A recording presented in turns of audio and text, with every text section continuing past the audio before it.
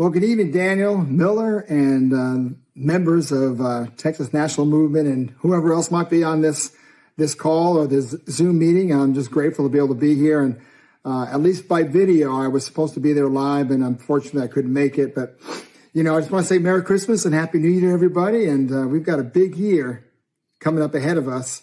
And first of all, just want to let you know, or let Daniel know, how proud I am of you for putting yourself out to run for such an amazing, important position in the state of Texas. I know what it's like to be a candidate, but yours is even bigger than I ever did. And I just pray that you would just continue to stand strong as you have for all of your life. And I appreciate what you're doing. And, it's so unfortunate on politics and politicians. It's all about personality, unfortunately, not about policy. And so here we have some great people running for office, including Daniel. And yet these legislators, these senators, all these people involved in politics are so afraid to come out and tell the truth about the good things that have happened, but also about the things that didn't happen that should have. And we had so much of that this last legislative session. And a lot of it has to be the blame of our leadership.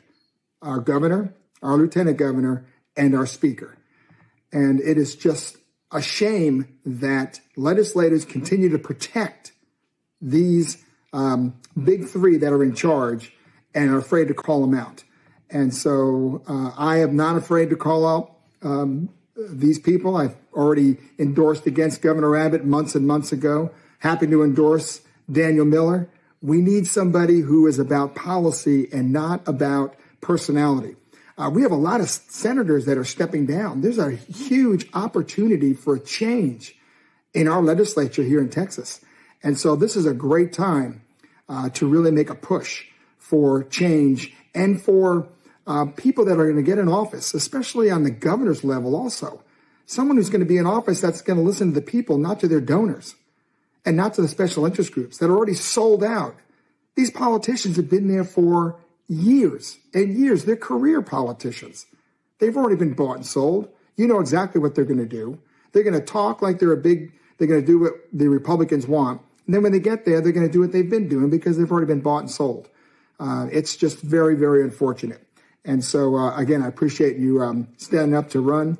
But let's talk a minute about the legislative session. Again, I'm not running for re-election. I've been there for 3 terms. I believe in term limits, but I also believe that it's time for me to be home with my family right now. And I've got some great business opportunities with my Ace Hardware store that I've been pursuing for the last 6 months, and they look like they're going to come to fruition. So I'm grateful to be home, but I'm still going to be in the fight no matter what. But this session was very interesting because it was different than all the other sessions, especially because of COVID.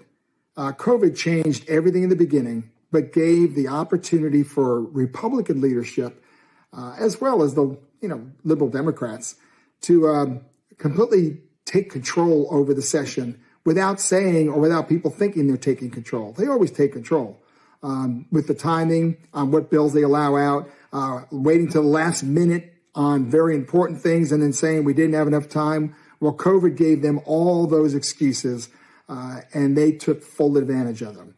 And one of the biggest things that we missed out on this session, and what was one of the number one priorities for Republicans, was to rein in the governor's authority for executive orders and mandates without calling the legislature into session to get their feedback. 30 days, okay. 60 days, okay. This is a little different. This was a statewide situation, not just a flood in one area or a hurricane and so forth.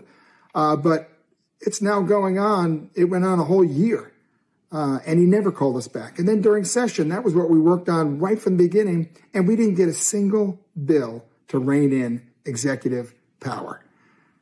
And there you go. There's your crony capitalism right there, which led to not doing the right thing on our grid, not doing the right thing when it came to puberty blockers and other ways of child abuse for young people.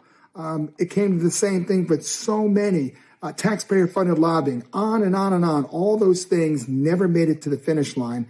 And even with the special sessions, the first one, of course, was ruined by the Democrats. And of course, there you go again. No penalties, no consequences for not showing up to the Capitol, which is totally against House rules, against the law. You're supposed to be there. And if not, then don't get paid. Well, they got paid. They got everything they wanted. Governor made a big deal about some of these things that he put on the call, but there were so many things he did not put on the call. And, it's just on and on and on. But this is the kind of things you put up with in the Capitol.